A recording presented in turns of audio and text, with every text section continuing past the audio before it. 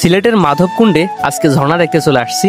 দেখেন বাসা থেকে বের হলাম আর পাঞ্জাবি পাজামা আমি জীবনে প্রথমে পড়লাম, এটা কেমন লাগছে আমি জানি না।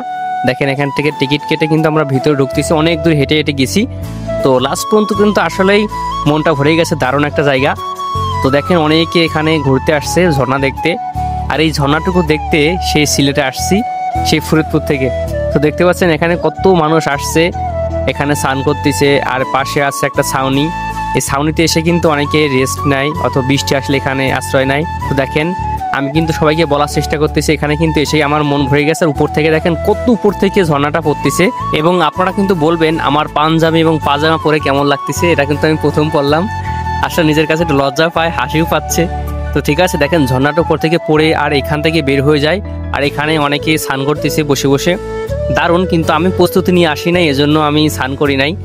আসলে আপনাদের বলার ভাষা নাই আমার কত ভালো লাগতেছে। আমার ভিডিওটা যদি ইউটিউব চ্যানেল থেকে দেখেন সাবস্ক্রাইব করে দিয়েন, ফেসবুক পেজ থেকে দেখলে ফলো করে দিয়েন। এমন ভিডিও কিন্তু আমি প্রতিনিয়ত দেওয়ার চেষ্টা করব, কারণ আমি সিলেটে আছি। তো ভালো থাকবেন বন্ধুরা, আবার দেখা হবে অন্য কোনো ভিডিওতে।